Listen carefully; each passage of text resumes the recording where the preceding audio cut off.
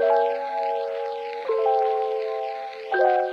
everyone, welcome to another episode of the Zenway podcast. I'm your host Zenway. In this podcast, I talk everything about life, tech, and career.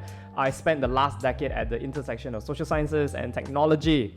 Today, I have a really fun guest. So it's a personal friend of mine. His name is Joe Fan.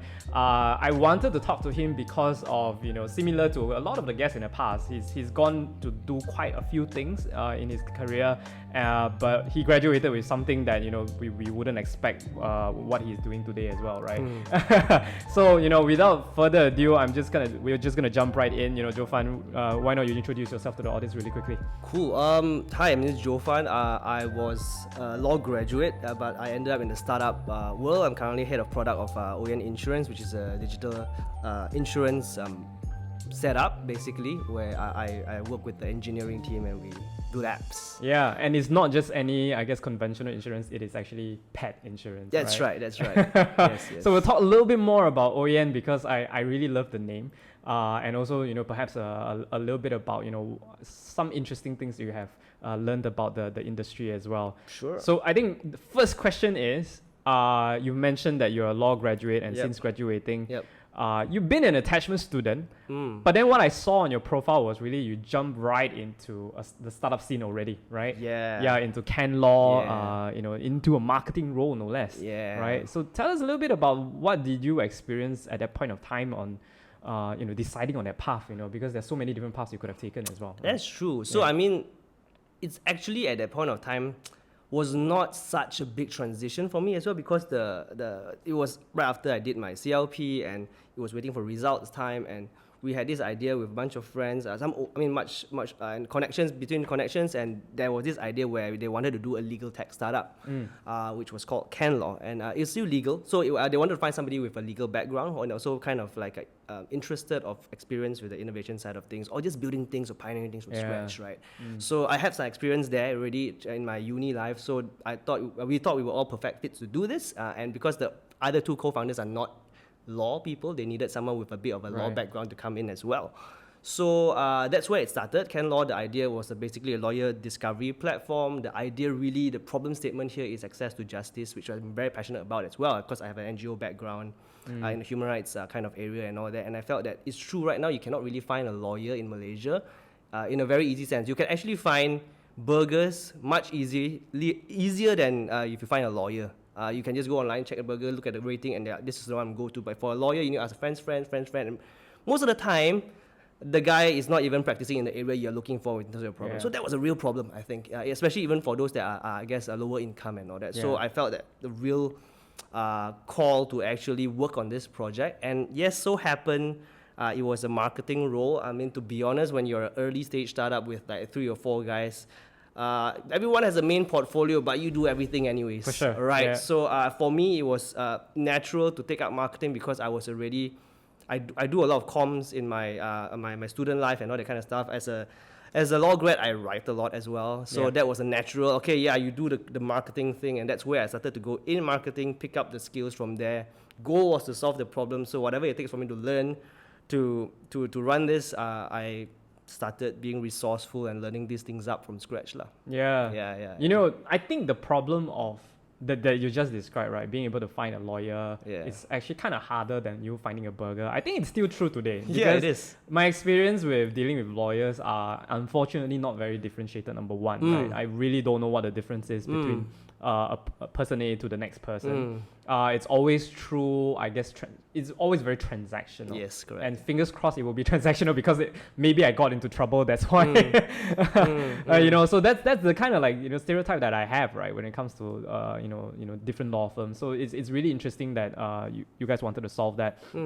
I actually read quite a few articles that were published by Ken Law back then. Right. And it educated me on a lot of, I guess, different issues. Yeah. Right. So I'm wondering, what else what are some of the, I guess, unique experiences that you saw when you were trying to build this up, right? What was the response from the market, for example, or what were the challenges that didn't allow Ken Law to continue, or your journey in Ken Law to continue as well? Right. So I think the market picked it up really well. So we have 2 angles to it. We started off, what the articles you read was from the Ken Law report, which was basically our editorial / news arm of things. It started off really as more like a lead gen marketing kind of platform to kind of put the brand out there. But as we go, it organically became quite popular because we kind of dumbed down a lot of legal issues, legal things into very simple methods and raise awareness on a lot of all these things. And it kind of took a life of its own, right? So in the end, but at the end of the day, at the core of it, it still kind of adheres to our vision to open access to justice. Access to justice involves accessing lawyers and also basically accessing knowledge about law in general. So it's still coherent there, and there's a separate business model there going on. So the challenges for the lawyer discovery platform, actually, before I even go to challenges, the market picked up quite well. The people really, really liked it. We had an MVP that was a big semi-manual on the back end, but even then, people are already coming in asking for quotations, recommendations of lawyers, or just and the lawyers, especially the younger side, the ones that have smaller firms or sole proprietors, they really loved it, especially the younger ones because they're more tech savvy. So this is a great platform for them to get themselves out there, and really just they're open to using this innovation to connect with more customers. And in a way, we democratized how people find lawyers and also legal knowledge in that way. And that was doing quite well. So there was traction on both ends. But the challenge came really when I guess we were not able to, for 2-3 years, get the regulatory green light that we needed at the end of the day to do this.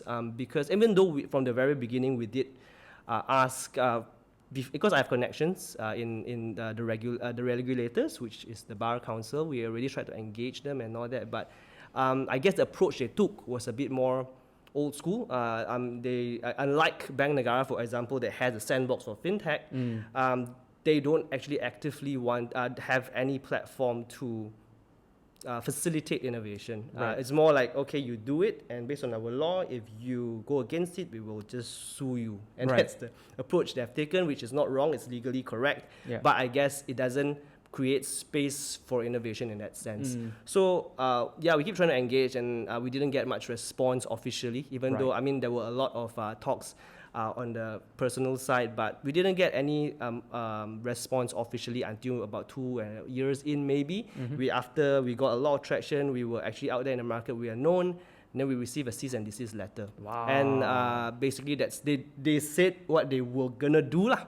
And we couldn't, I mean, the decision was like, it was tough to go up against a bunch of lawyers when you're a small startup. It's true. And it became harder to run a business when you already have a label on you that you have a letter, you're kind of like a banned organization or a banned product, right? And it's hard to kind of maneuver in that industry, even though you already make good traction and with people who actually really support the product, but they cannot really officially support you or be on board now, because if not, they will be associated to a banned organization. It's true, because on the other side, the so-called supply side are lawyers themselves, right? Correct. And I'm curious for everyone else as well, right? What was the particular law that they say you were breaking? Is it that you cannot advertise, or what was it that they say that was against the current or the legal framework then? Basically, there is a very widely drafted provision in the Legal Profession Act, which is the act that governs lawyers, that says that you cannot, as a non-lawyer or person who's not qualified, you cannot recommend or you cannot procure legal services for other people. Right. And also there's a few others where it just basically bans advertisements and marketing for lawyers in general. So we were trying to kind of maneuver around those, what we call the publicity rules, which is banned. So so they could use some of these to actually stop any businesses that are non-qualified, non-lawyers to conduct this so-called legal business. Even though the owner themselves are lawyers, or is it that you have to set the startup up in such a way that it needs to be a law firm in order for it to be able to continue to operate? Technically, yes, but if you do set yourself as a law firm, then you might breach the publicity rules. I see. So there is a chicken and egg situation here. I guess that's the issue we have been stuck with ever since then, even before that, right? But I guess for us, the position was always that you can actually, as the regulator, interpret it differently. If you look at the Singapore context, they have even strictly worded provisions for these things, but their law society decided to interpret it more widely to allow for more space for innovation. And it's just a choice of policy decision for us. But they will tell you, of course, which is right, legally speaking as well, that, if you want to do this, you need to change the law. I see. Yeah. Right. Yeah. Yeah, it'd be really interesting though, because, like I can think of so many different situations where, being able to pick so-called the best, right? Yeah. Being able to be informed about what we're choosing is so, you talk about access to justice, that will be, so much more helpful. Yeah. So in Singapore, was there already a similar idea that has taken off, or? Yeah. They have multiple players in Singapore that does such things at that point of time, and I think there's even more right now. I don't follow as much anymore, but even then it was already beginning to thrive. I see, right. So in terms of, it's been a while since you've left Ken Law. Is it still the same now? What has changed? What have you seen? Are you more optimistic, pessimistic, or just unsure about the situation? I mean, technically, nothing much have changed. Okay. In terms of players in the market, legal tech players that are around, I guess it remains a lot related. If there is any legal tech in the market, there's more to serve the law firms, their CRMs, their case management, automation. There are people who want to automate the processes in the law firm. Even then, it's quite a niche market, to be very honest, because there are just that many lawyers who are willing to spend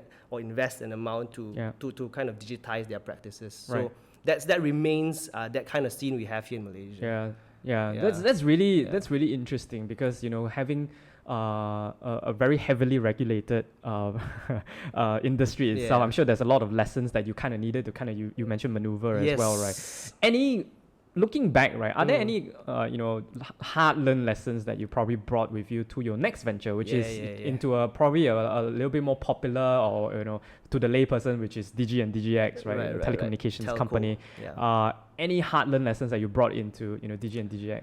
Yeah, actually there is. I guess to be honest, I think as a context as well, Ken Law was my first job, even though I was in the founding team, right? I was still a fresh grad. I just came out of being a student leader, a student activist, and have a bit of that kind of background, right? And even then, I have different approaches to things. I had a phase during my student life that I was more of a student activist, and there was another point where I was in more of a student politics kind of side of things. And I think when fresh out during Ken Law, I took the approach that I'm more used to, which was the activist side, right? And we are taught, even talking about civil or human rights movements, when you want to push something, the government or the authorities are not listening, then you got to just make as much noise as possible and try to change public opinion. And so in that way, my natural response during Ken Law was also taking the aggressive route too soon, I think. I don't think it's a wrong step, just that strategically it needed to be more holistic. But the thing is, business, activism, two different things.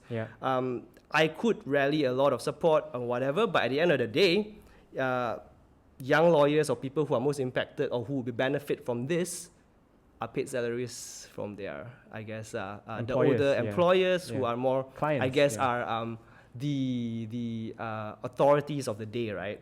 So they couldn't do much, even though we really support you, we think you should do this, we love what you're doing, but I can't push you any further if it relates to my livelihood. To a certain way, right? That's my boss, that's my regulators. I can't offend them as well because I have my license, that kind of thing. So you have that kind of. So I went straight to the aggressive side of things, and then realized that there was no momentum to push it, and then it kind of like collapsed internally as well because you're doing this alone, right? And even in activism, as itself, that itself is not enough. You need other organizations, other momentums coming, other forces to that you work together to complete a certain goal, right? Like for example, per se, you have the movement, but you also have people in parliament pushing for things, politicians trying to become government, for example, to push your agenda. You need all these things, not just one, right? And I guess as a amateur at that point of time, I was very focused on let's go aggressive, let's see what we can do here because there's nothing else we can do. And I guess that's the lesson I brought with me to DG as well, in a way where, okay, yes, probably I should grow up a bit now and kind of look at it more holistically, and now maybe I shift my mindset to another role that I used to play, which was maybe the political side. So while in the Ken Law side, I probably burned some bridges. When I started in DG, my second job, DGX and all that, I took an approach of building bridges a lot more, right? So rather than resorting to burning them first, you should try to build as much as possible, right? And that probably will be more sustainable. And it was perfect because I also got into a marketing role as well, because natural transition. I did marketing previously. I did digital marketing in DGX as well, and I got to expose myself to every business and every product that was in DGX and work with people with at the different levels of all these products, learn what they do, help them solve their problems from a marketing sense, and I kind of be able to build favor with these people, and that I would say probably helped kind of move me into different bigger responsibilities really quickly within a few short amount of years. Yeah. So you kind of transform yourself from, I guess, in a politics terms, from a parliament opposition into the party whip to across the aisle as well, right? To really just build bridges. It's like, hey, in a way, you know what, we can work together on this and solve this problem, right? In a way, yes. Yeah. But of course, I also entered an environment that's a lot less hostile to innovation. Yeah, for sure. Yeah, exactly. I was gonna ask in terms of like, you rightfully pointed out that kind of giving context to everybody that you were in a marketing role, and then I realized that you went into product development role, right? So from that angle, you had your hand in like what, HR tech, digital telephony, which I my previous organization was also a customer of. Oh really? Yeah. Oh, nice, Omni nice. as well, right? Omni. Yeah. So it was really handy. And how do you talk to us about that journey, right? You've mentioned around because you built so many bridges, you were able to actually getting larger responsibilities. So how do you actually go from marketing to I guess a product development role? I know that I guess DGX try to embrace that startup kind of mentality. Like everybody is trying different things to create the same create some impact. But exactly, it's still in a large organization at the end of the day. So how do you went from marketing to a product development role? Do you needed to get some buy-in from people as well? Yeah, so I think kind of built on, I guess the question can even be how did I get from being a law grad and until this very point as well? Yeah, for sure. But for me, I think principally for me as a person is I love solving problems, and it doesn't matter what the problem is. And I think as I go, people and my bosses see that like this guy, he can actually, if you give him a problem that's meaningful enough, and I really like meaningful problems that has high potential to make big impact, I will take a very short amount of time to try and understand everything as much as possible around that area, figure it out and execute it. And I suppose my bosses or my managers at that point of time see that potential in me to just, okay, if you put me there, I can get it done, and not many people can do that. I probably would also attribute this to my law background in terms of course, for me, it's not an issue. When you study law, people throw you a legal question. You might be interested in criminal law, but this is let's say a family law question where we just apply the same principles in solving a different problem. So swapping around these things is not an issue for me, and I love doing it because I'm learning new things as I go and trying to solve a problem and learning at the same time. That excites me a lot. Right. So at that point of time, what happened in DG was, okay, I was doing marketing. Even when I was doing marketing, digital marketing, I was already doing a bit of product research here and all that kind of stuff when there's capacity for myself, and the bosses were giving me a separate project to work on already. So that was already beginning. And after 1 year of doing that, there was an opening in this alt HR, which was basically they needed a product lead or to lead the business side of this HR super app that we were building. And they felt that was a perfect fit to go in because that was where they wanted someone to come in and see how we can expand the use cases of this HR app beyond just leaves or like claims and that kind of stuff, and see what we can do to make it an app that everyone can, all the employees of a company can log in every day to just interact with their companies. So I thought that was very, very interesting and fun as well. If you can help solve employees and companies' issue to engage with their employees. And that was where I came in. And I did that for a whole year and learned out road mapping, product management methodologies, interacting with engineers and the whole Scrum, Agile methodologies, and also interacting with partners.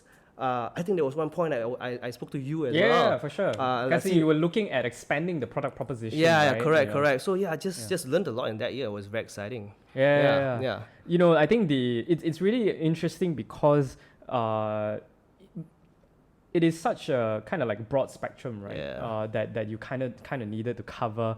And I was wondering, were there any, I guess, memorable experience that you can remember from the all HR days, or I guess DGX day, as you start learning things? Or were there any unexpected stuff that you kind of picked up along the way? Unexpected? No, because I think I expect the unexpected. It's all new. It's all new to me, and we're already in a very startup environment. You go in loving the fact that everything is unexpected. And everything will change in next week. That's not an issue for me. But talking about how interesting or complex problems that we've solved, probably there's a few.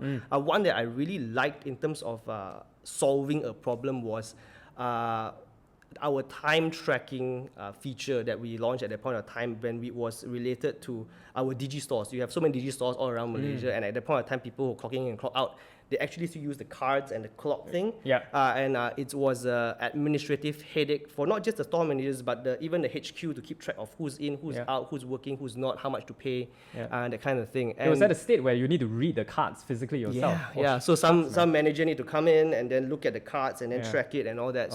We actually went in. I think it was interesting. I have my team go in, look at their process end to end, which was super painful, understand it, and then figure out how to solve it using technology, using alt HR. That was also a basis of our time tracking module that we built, that we felt was also scalable to other customers in the future as well. So that was an interesting problem. We spent about 2-3 months studying it and then building the first MVP, where we are able to basically now centrally track people's clock in, clock out times, and also make sure that there is minimal amount of abuse that can happen. So we log it to the store's Wi-Fi or the geo-fencing around that area to make sure that as much as possible there's no abuse. But the thing about abuse on people who are probably more, risk averse to technology would say that, there will be all these other things. But to be honest, so does the traditional clock in, clock out. Yeah, for sure. So I mean, I could ask a friend to punch it in for me, right? Correct. So those were things we kind of were able to kind of bulldoze through as well. And launched that. So that was a big impact one that I thought that was very interesting. But another one that I had that was interesting, that was no longer during my all HR times. After I was moved to another role during the merger times, to figure out how to allow third parties like e-wallets to connect to purchase Digi products such as reloads or bills or whatever, that kind of stuff, right? And previously, when a third party wants to connect to our system, it takes about 6 to 18 months because of how all the bureaucracy and the setup manually one by one and all that. And my role was to come in and see how I can build a single API that already pre-connects to everything else, and people can test within seconds and integrate within 3 months. And that 3 months was mostly on the legal contract side of things, because the technical side should not take any longer than that. And we pulled that off within 6 months, and we connected 3 of the biggest e-wallets in Malaysia. So that was really fun and very interesting for me to look at, because my first exposure in the back-end API side of things as well, and that was fascinating.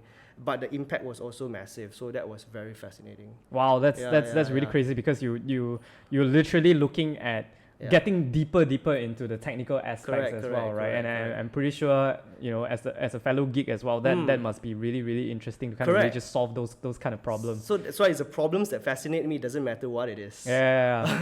On that, I wanted to kind of also ask your perspective as well, right? I interviewed one of my friends who is a product manager as well. So I wanted to also get your perspective. You're the second product manager. Oh, nice. Right? I wanted to ask you, explain what does a product manager do in simple terms, right? And for those who are a little bit more, I guess, savvy, are the memes true? Oh, the memes. I love the memes. They're really good. So first of all, what does a product manager do? If you ask 10 product managers, they give you 10 different answers. Yeah, so what's your version? I think product manager, my version, the way I would explain it, right, is so it ranges. So you can be it depends on your organization as well and how it's structured. Right. Some engineering teams are more mature, some are less. So depending on the size of the team, you might be more technically inclined or you might be more high level inclined. It really depends. But the way I see the constant between all this is that again, back to my previous point, right? I think also the reason why I think I thrive in the product realm is that it is a political role. It is about basically getting consensus on many different parties, making sure everyone is happy with whatever the direction is, and ensuring that at the end of the day, the company goals are met.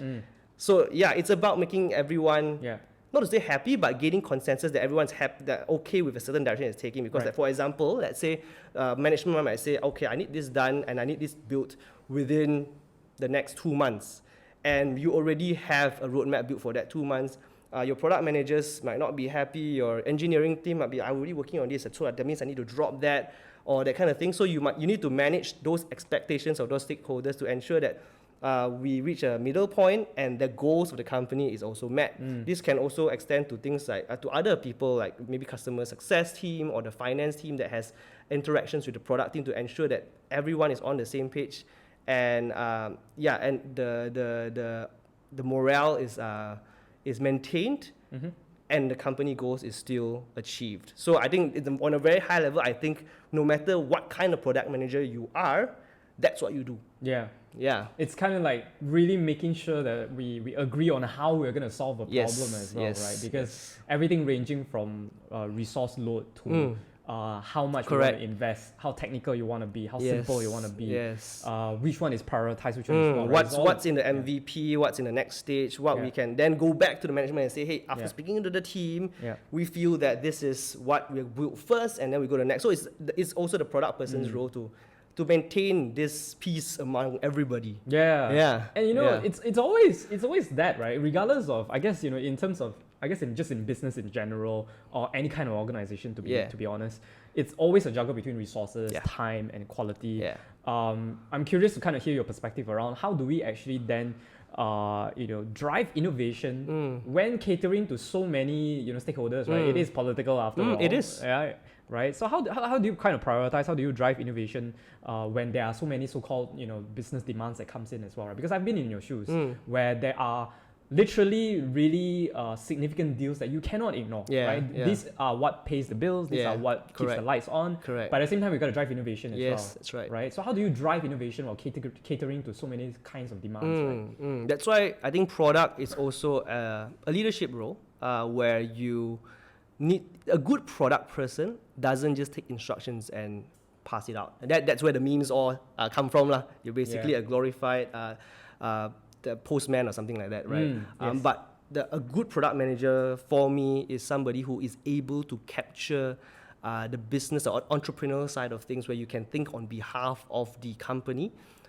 Yes, I understand this goal, I understand your solution, but can we make some tweaks to it, or can we work out with the other teams and resources to also be able to achieve the exact same goal? You need to be able to think from that level, then you will be able to thrive, because at the end of the day, you are the closest to, let's say, the execution, the working group of people, and as compared to the management, for example. So you might have better contextual understanding to on what the limitations are, what the problems are, or what the upsides are, right? So you need to play that role of making those decisions, because the business side or the management side may not be able to have that view.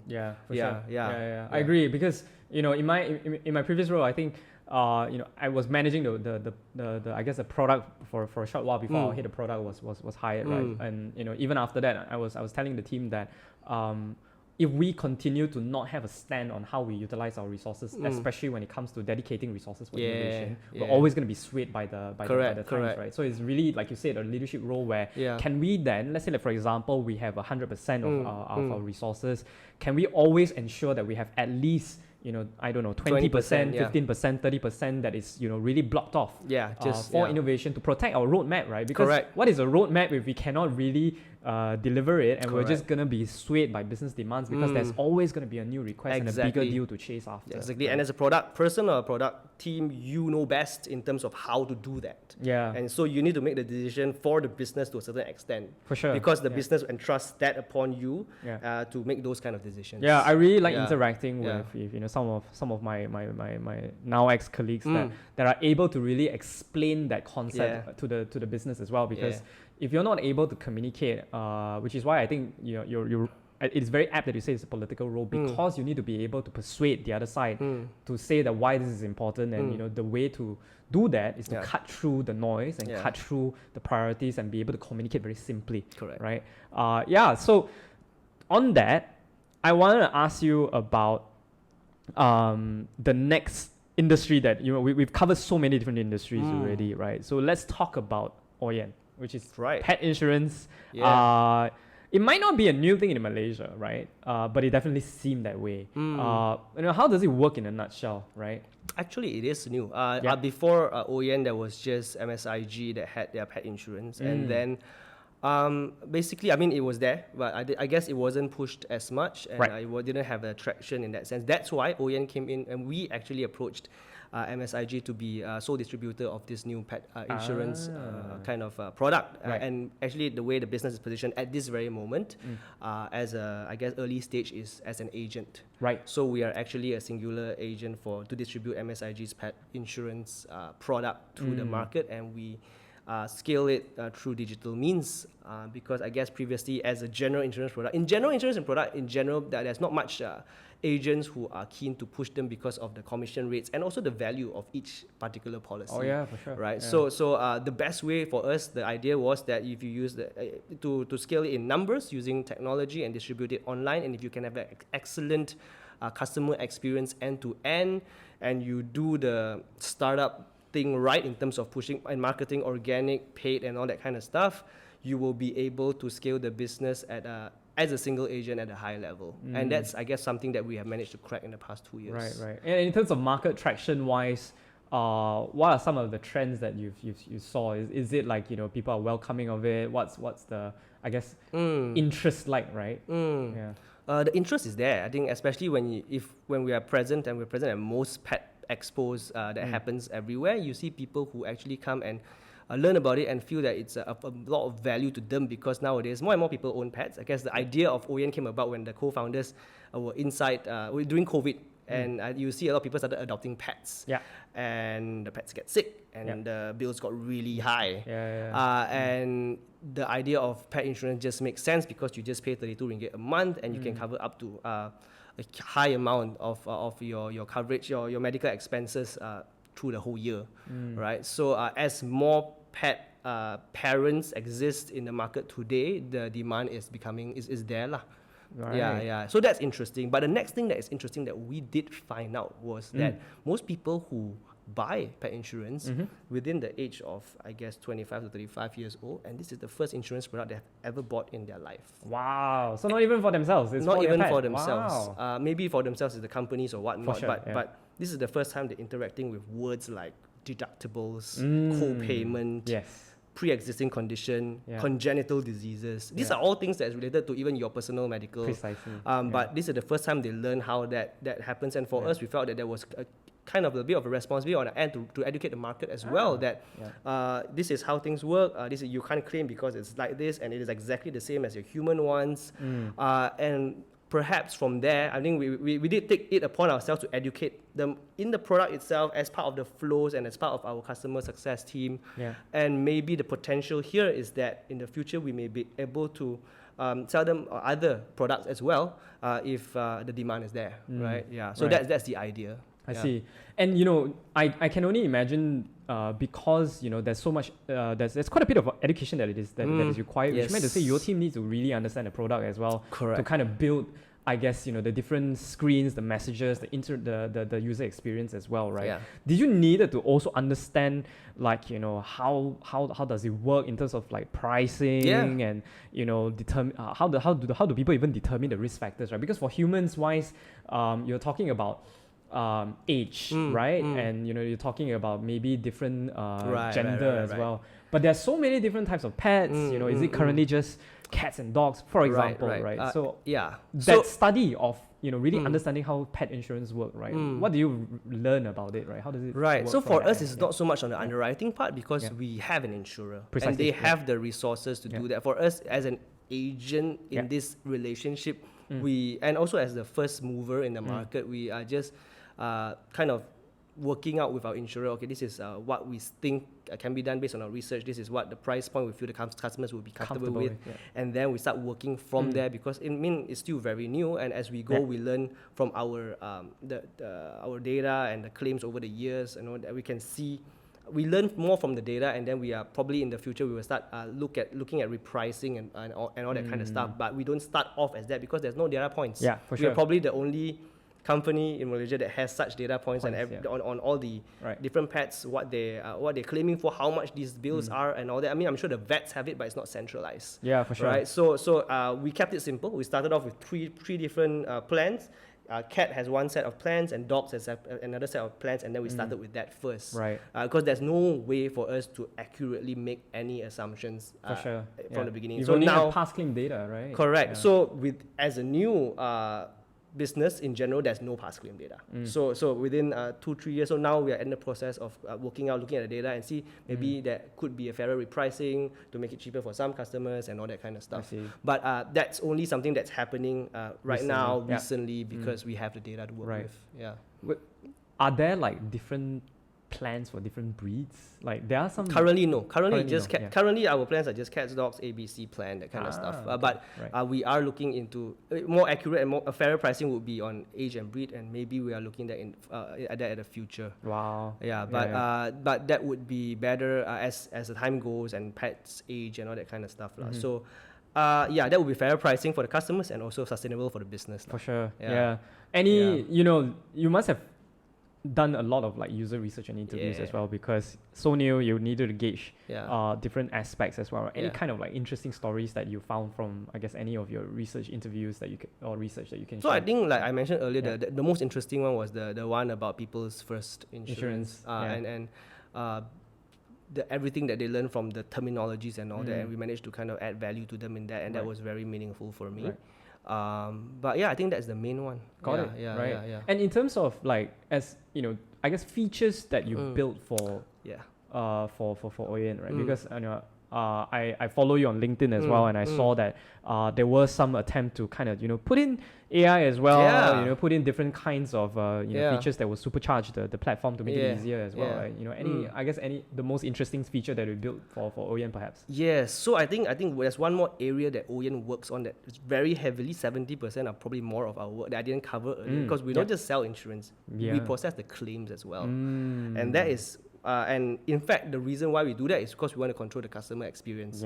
Because from what we know from people outside, when you buy insurance, it's very hard. When you want to claim, there's a thick stack of papers, and then you go through your agent, and it takes a long time to get payout and all that. So we want to solve that problem as well. That's why we have a huge claim team in Oyen that does just that, call up customers, make sure that we kind of advocate on their behalf for the to approve their claim, so on and so forth. So to keep them make them feel like, they're really cared for and we're really helping you. And that's a very different insurance experience that they can get anywhere else. Right? And that is, to be honest, our value proposition. It's not so much the pet thing. It's mostly the customer experience with insurance that we want to change.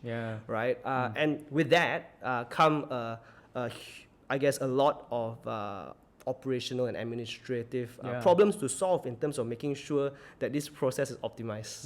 Because it's very personalized, right? And when it comes to personalization and the personal touch, it's always quite high demand.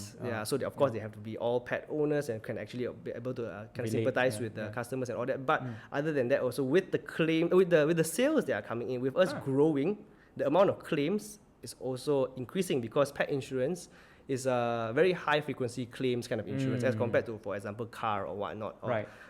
Or even critical illness. You probably claim once in your life, because that's kind of how it works. But pet, we have many frequency. As the more customers you have, the more you need to solve. And how do we do that as a startup without hiring another 100 claims processors, right?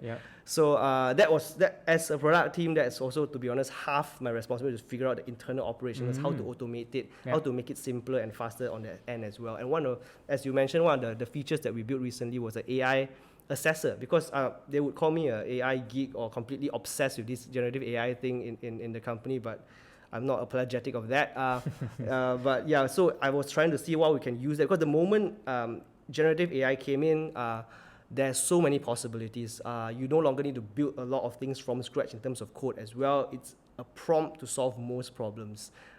And one of the things I saw can be done is the complaints that came in from our claims team was that there are a lot of people who just type their claims, and it's like there's no quality is low. So what happens is Right. they need to call back, clarify, What do you mean? and Yeah. then they send to the insurer and all that, and Uh-huh. that adds the turnaround time by 2 or 3 days. Oh, wow. Which makes it A hard. lot of difference. Yeah, so it makes it hard for the customer because I've sent in like last week and then you haven't approved it, but then it goes back and forth a lot. We need to clarify, and when there's a lot of this as well, then of course the backlog will grow, right? So my issue was how do we solve this issue? To mention that quality come in is at least on par. It makes sense at the very least. Then they don't have to go back and forth and they can kind of just move on with the process, right? So I felt that the one way to do it without abusing AI or people, the risk of AI is always, to me, was hallucination. They will just write things. So I don't want AI to write claims, of course, because they might go off chart. But what AI can do, a large language models, LLMs itself, is about language. Yes. At least they can read Understand. what you're writing. In relation to, let's say, this is a diagnosis, this is what doctor says, this is what the cause. Does it make sense? Yes, no. No, then we don't allow them to submit.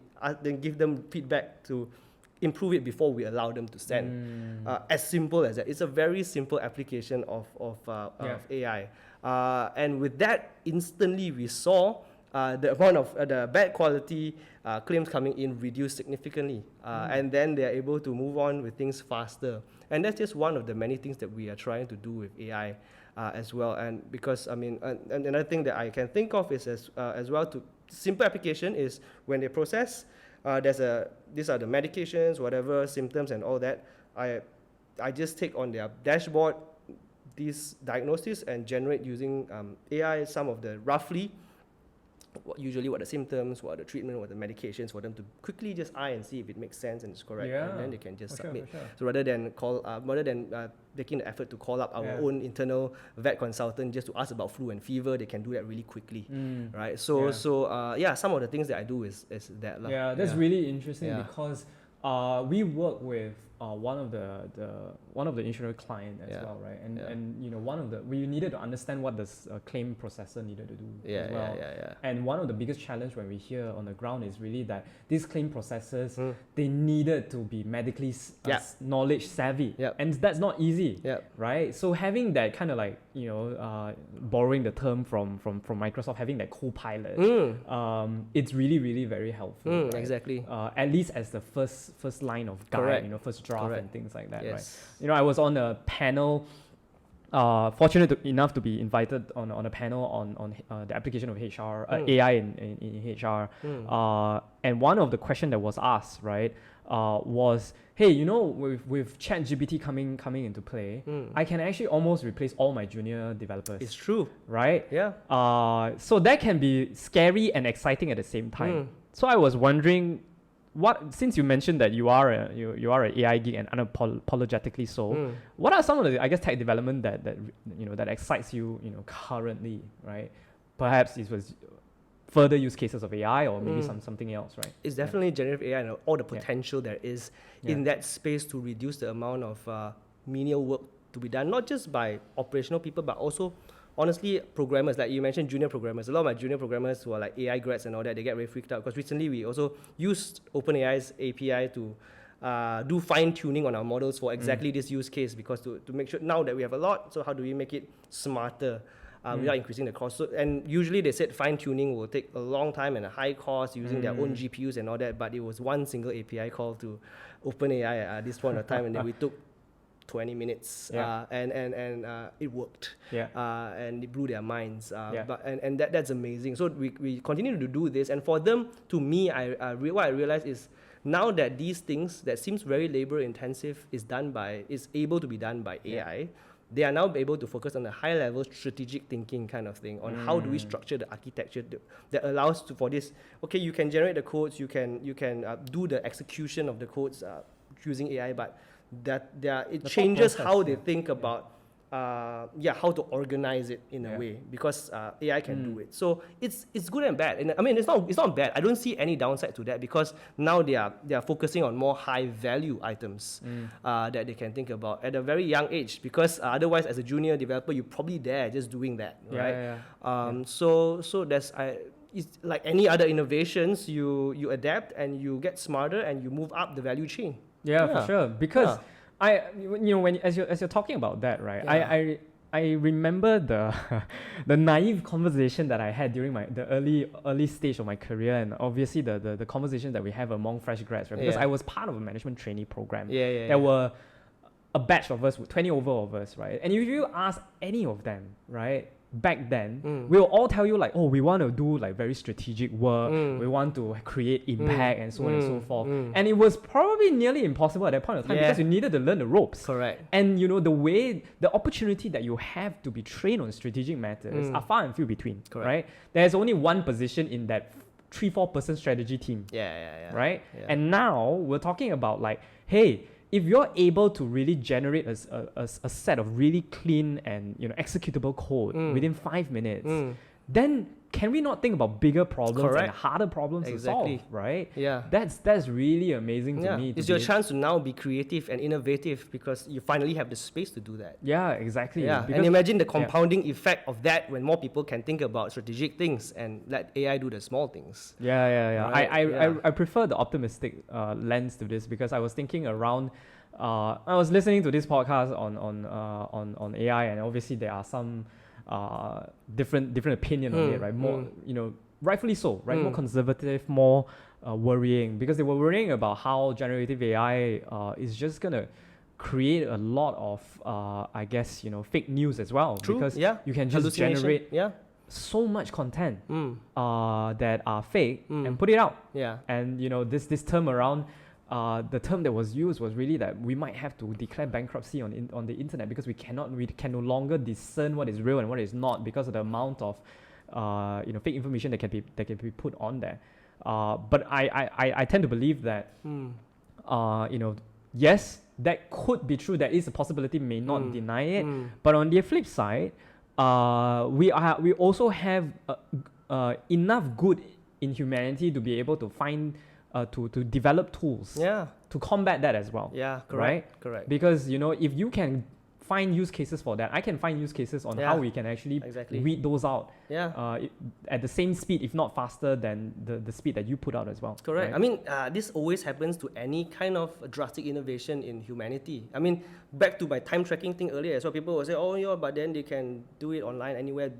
Yeah. Same thing, if you use physical paper, there is ways to go around it. I mean, there's pros and cons to everything. Is also about how you then strike a balance on how you use or you tap on the good of these new innovations rather than focusing on what is bad about it, because there's always going to be something. When there's a powerful tool out there, there's always somebody who's going to use it for evil or bad use cases. Social media is a good example. Correct. Right? And we have survived humanity for ages. I mean, one of my favorite examples when it comes to innovation is the newspaper, and previously people were just scared about how it destroys social interaction in public transport.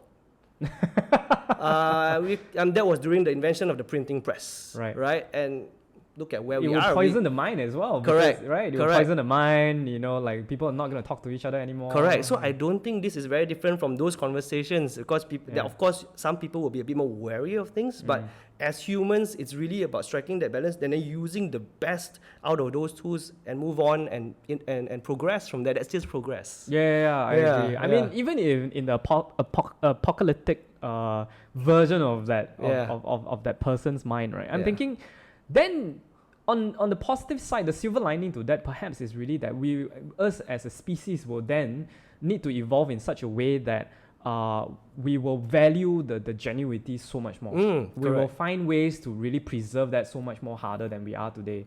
Because we take things for granted, right? Human connection for granted.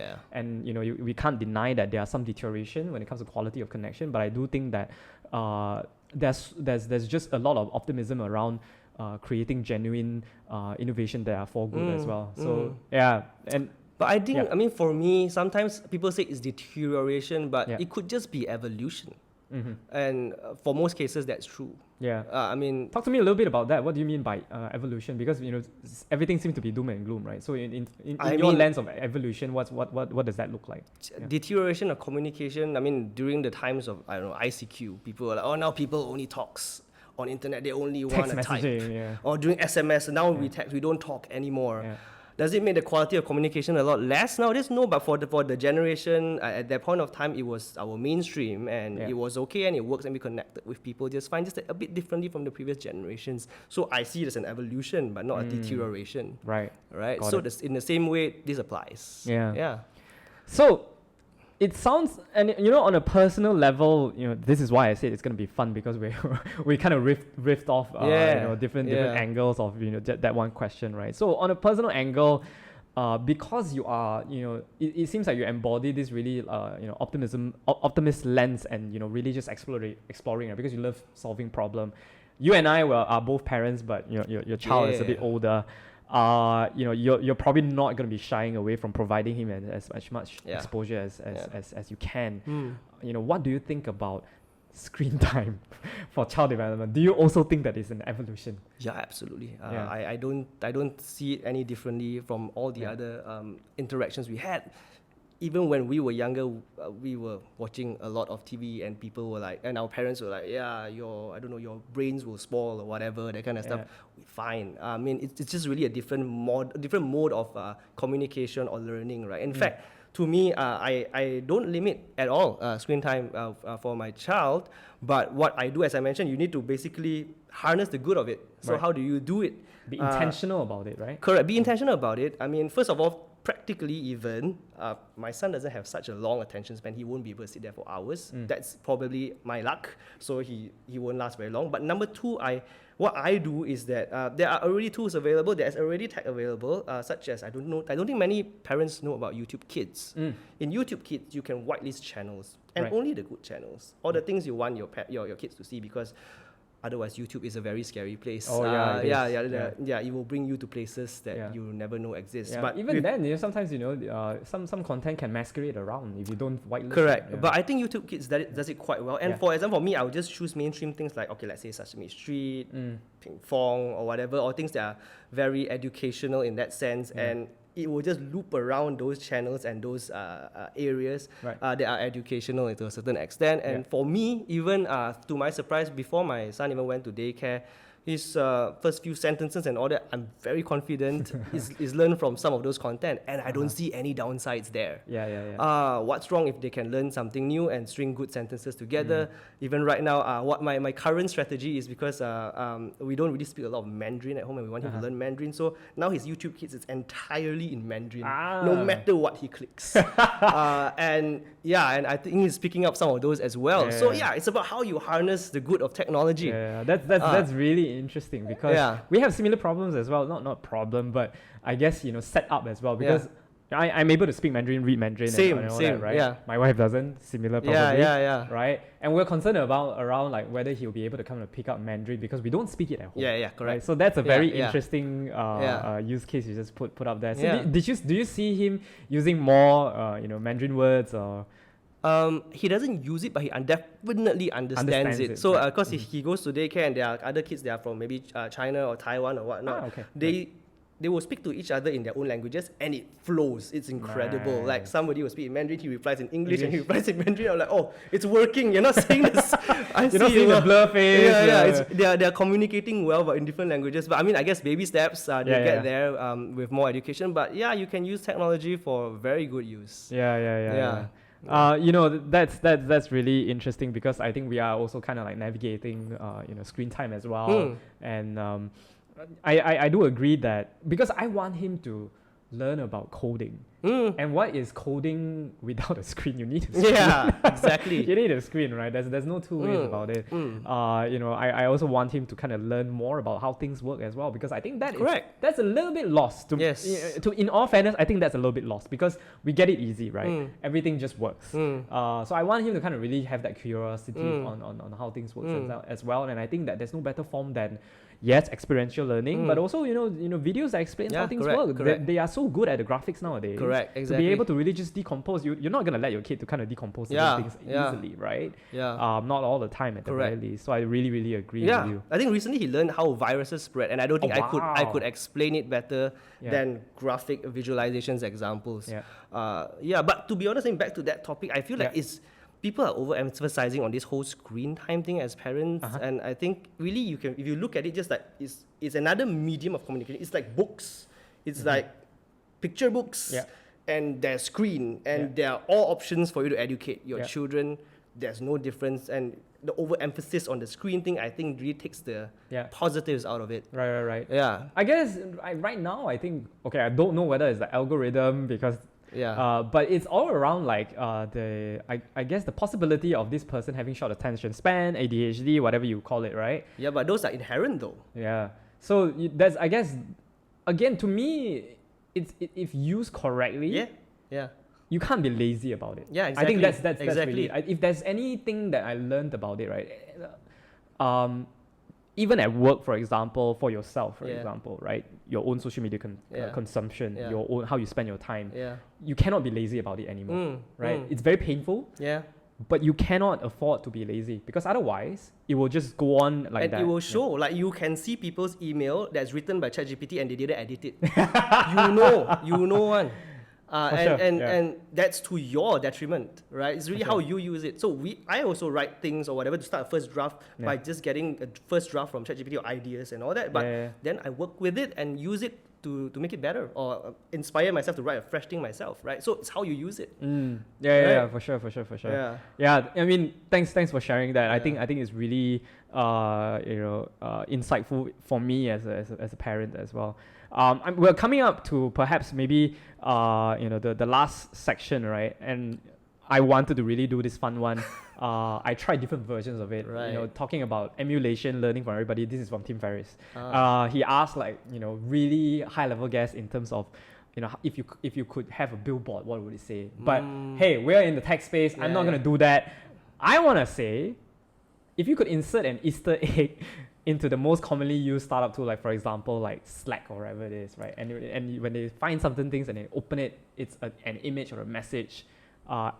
What would you have it say? I don't think mine is very original, but one I really like that I've seen somewhere. Another version of this is by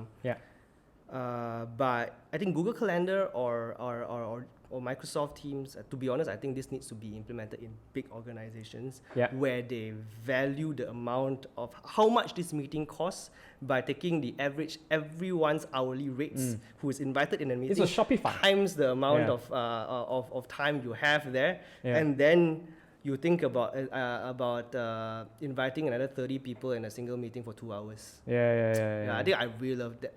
That would be amazing. Yeah. Is that a real thing? Yeah, it is. I thought it was just some kind of concept. Yeah, it's on Shopify. It's a plugin, okay. So I don't think it's a plugin, but what happened was Shopify, they're so tired of their internal meetings. They're so expensive. Yeah. So their own team wrote one. That's cool. Wrote something. That's cool. For their internal team to show them how much it costs. Yes. It's so it's satisfying. a real thing. It's Yeah. a real thing, and apparently, I just read this. I think it was yesterday or this morning that it has dramatically decreased the amount of meetings. That is such a pain point. I mean, from someone who's from a big corporate last time, this is so satisfying to hear. Yeah. So your Easter egg would be that you probably go to everybody's productivity tool, and every time they click on the create meeting button, and then you add people, and then the cost just goes up. And depending on their level and seniority, it changes the algorithms as well. That would be hilarious. That would be amazing. I can also think about very cheeky ways to use this. It's like, let me just create a meeting between me and the CEO and see what the cost is. Oh my. Yeah, and then they will scare you away from it. They will scare you away from it. And it's like, oh my goodness, I'm not paid enough to have this meeting. But that's really fun though, to be able to really have another one I can think of is people who have their their cameras off during meetings. If there's Google Meet function to force on somebody's camera, that would be amazing. Wow. At least let them have a warning. I mean, 3, 2, 1. It's happening. Run and get a shirt. Oh my goodness. Yeah, that irks me a bit. But yeah. Yeah. I think it's I came from. It used to be that, I think in 2020 or 2019, COVID times. There was a time where, even before that, right, people really don't have their camera on. Yeah, really. And I went into my startup, and I think we really wanted to kind of build the connection with people, and we had that team, right? So we kind of instilled this culture, unintentionally or intentionally sometimes.